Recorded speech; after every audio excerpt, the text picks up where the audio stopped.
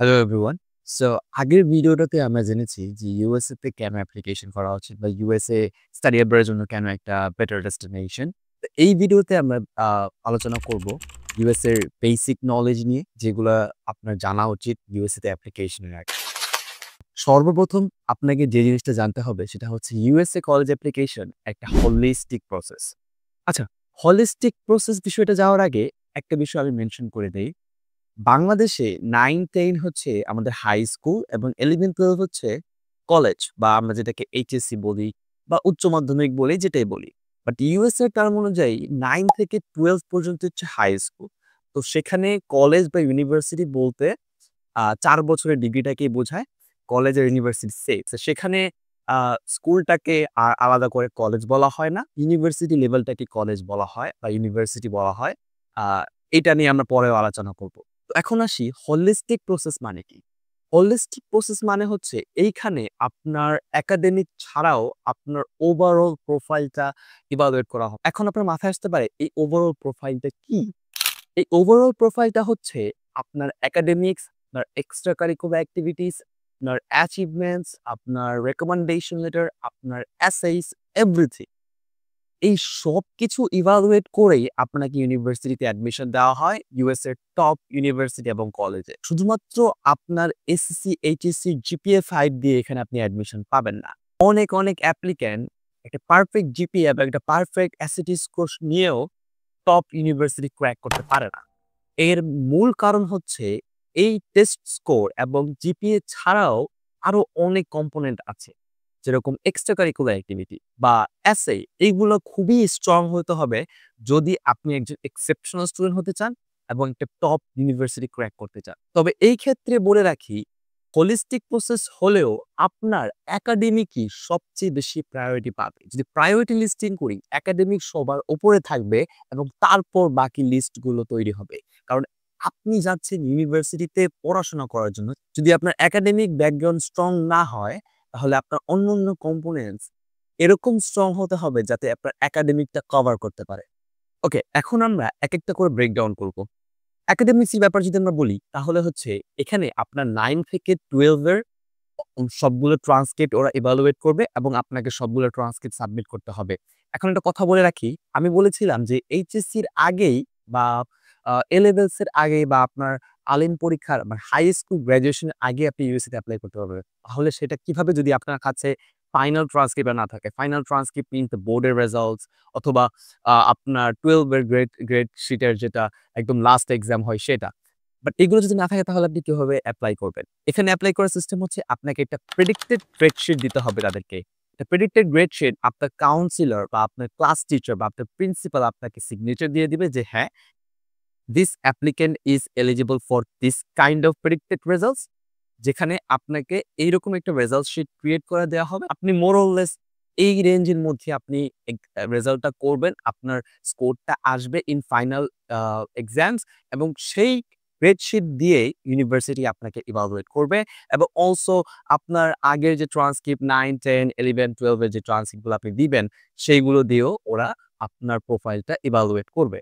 Next যে জিনিসটা চলে আসে সেটা হচ্ছে টেস্ট স্কোর। এসএটি বা এইচএসসি বা এপি, এই যে টেস্ট স্কোর গুলা, এগুলা আপনার একাডেমিকটাকেও স্ট্রং করে প্লাস আপনার স্কলারশিপ অপরচুনিটিও বাড়িয়ে দেয়। বিশেষ করে এসএটি অনেক বেশি পপুলার ইন্টারন্যাশনাল স্টুডেন্টদের মাঝে এবং এইটা আপনাকে অনেক বেশি স্কলারশিপের স্কোপ এনে দিবে। তারপরেই যেই ইম্পোর্টেন্ট ফ্যাক্টরটা চলে আসে সেটা হচ্ছে এসএ। এসএ আপনার অ্যাডমিশনের 50% কভার করে। আপনার এসএ আপনার পার্সোনালিটিকে শো করে, আপনার আ বিহেভিয়ারকে রিপ্রেজেন্ট করে এবং আপনার ওভারঅল প্রোফাইলটাকে আপনি মানুষ হিসেবে কেমন সেইটা ইউনিভার্সিটিকে শো করে। এক্সট্রা কারিকুলার অ্যাক্টিভিটি বা ইসিএ এইটা সম্পর্কে মোর অর লেস সবাই জানে। আপনি পড়াশোনার বাইরে কি করেছেন বা কি ধরনের এক্টিভিটিস এর সাথে আপনি জড়িত ছিলেন এবং আপনি নিজেকে একজন কি অ্যাপ্লিক্যান্ট হিসেবে প্রেজেন্ট করতে চান। আপনি হতে পারেন একজন অ্যাথলেটিক্স, আপনি হতে পারেন একজন রিসার্চার, আপনি হতে পারেন একজন আ কমিউনিটি ইনভলভার।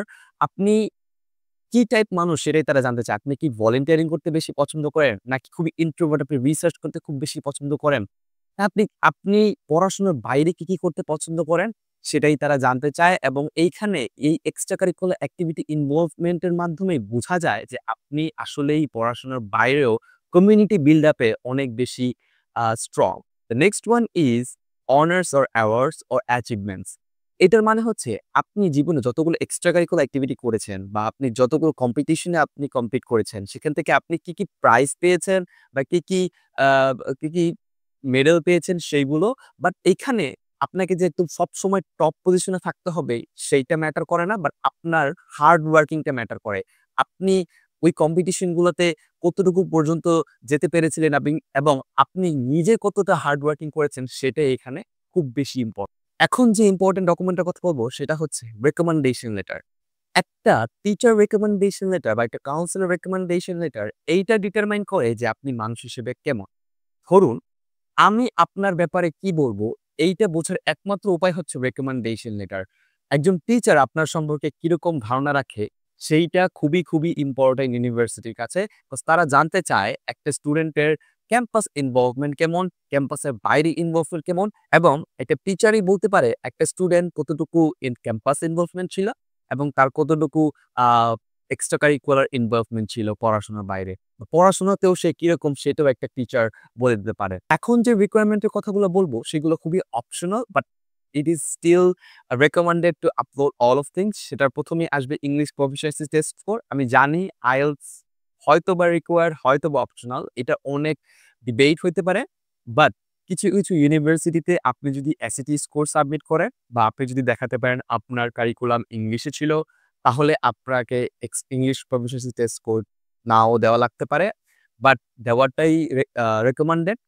কারণ হচ্ছে আপনি যদি দেন তাহলে কিছু ইউনিভার্সিটির রিকোয়ারমেন্ট এরকম থাকে যে আপনার ইংলিশ টট এডুকেশন কারিকুলাম হলেও আপনাকে ইংলিশ প্রফিশিয়েন্সি টেস্ট স্কোর দেওয়া লাগতে পারে। ইংলিশ প্রফিশিয়েন্সি টেস্টের ক্ষেত্রে আপনি IELTS, Duolingo এইসবের প্রিপারেশন নিতে পারেন। বাট আপনার SAT ইংলিশ যদি আপনার খুব একটা ভালো স্কোর থাকে তাহলে অনেক ইউনিভার্সিটি আপনার ইংলিশ প্রফিশিয়েন্সি টেস্ট স্কোর রিকোয়ারমেন্টটা ওয়েভ করে। যে রিকোয়ারমেন্ট গুলো আসছে সেগুলো খুবই অপশনাল যেমন resume, portfolio, interview, demonstrated interest. এগুলো নিয়ে আমরা পরে বিস্তারিত আলোচনা করব। এত কিছু তো বললাম। এখন এপ্লাইটা করব কিভাবে? আমি কি ঘরে বসে নিজে এপ্লাই করতে পারবো? নাকি আমার এজেন্সি যেতে হবে? নাকি আমার নিজে বাইরে গিয়ে কিছু করতে হবে? একদম ইন শর্ট বলে দেই, আপনার যদি সব ডকুমেন্টস রেডি থাকে তাহলে আপনি নিজে ঘরে বসেই এপ্লাই করতে পারবেন। It's very easy, just follow the rules. এবার আসি কি পোর্টাল আপনাকে ইউজ করতে হবে ইউএসএ অ্যাপ্লিকেশন এর ক্ষেত্রে। তো ১ম এই চলে আসে কমন অ্যাপ, তারপর আসে স্কোয়ার, অ্যাপ্লাই টেক্সাস, ইউসি অ্যাপ্লিকেশন। এগুলো নিয়ে আমরা পরের একটা ভিডিওতে খুব বিস্তারিত আলোচনা করব। গত ভিডিওর মতো এই ভিডিওতেও আমি আবারও একটু মেনশন করে দেই যে আগস্টের আগে আপনার কি ডকুমেন্টস আগে থেকে রেডি করা প্রয়োজন। সেটার মধ্যে হচ্ছে পাসপোর্ট, আপনার কলেজ লিস্ট, আপনার এসএ, আপনার রিকমেন্ডেশন লেটার, আপনার ট্রান্সক্রিপ্টস, আপনার একটা টেস্ট স্কোর, আপনার যদি ইপিটি দিতে ইচ্ছা করে একটা ইপিটি স্কোর। এই জিনিসগুলো অগস্টের আগে যদি আপনি ম্যানেজ করে রাখতে পারেন তাহলে খুবই ভালো। বাট অ্যাপ্লিকেশন ফেজেও আপনি এগুলা ম্যানেজ করতে পারবেন বা এগুলা কালেক্ট করতে পারবেন। বাট তখন অনেক হ্যাসেল হয়ে যায় যেহেতু অ্যাপ্লিকেশনও চলে। আবার আপনাকে এই ডকুমেন্ট গুলোও আপনাকে রেডি করতে হচ্ছে। ইউনিভার্সিটি ডেডলাইনও মেইনটেইন করতে হচ্ছে। তো একটা আ স্ট্রেসের মধ্যে যেতে হয়। তো আমার রিকমেন্ডেশন হচ্ছে অগাস্টের আগেই যতটা পারা যায় আপনি আপনার ডকুমেন্ট গুলো সবকিছু রেডি করে রাখেন। স্কলারস্কেপ এর পরের ভিডিওগুলোতে আমি আলোচনা করব ইউএস অ্যাপ্লিকেশন এর পোর্টালস নিয়ে, কি টুলস আপনাকে ইউজ করতে হবে, কি টুলস আপনার জানা উচিত, এই অ্যাপ্লিকেশনে আপনাকে ব্যবহার করতে হতে পারে, কি অ্যাপস আপনাকে ইউজ করতে হবে এবং অলসো কি ডেডলাইনস আছে যেরকম হচ্ছে ইএ, ইডি এইসব নিয়ে আমরা আলোচনা করব নেক্সট ভিডিওতে। তো স্কলারস্কেপ এর ইউটিউব চ্যানেল আপনি সাবস্ক্রাইব করে রাখতে পারেন এবং হচ্ছে Facebook এ আমরা এটা আপলোড করে দেব। Facebook এও আমাদেরকে ফলো দিয়ে রাখতে পারেন। ধন্যবাদ।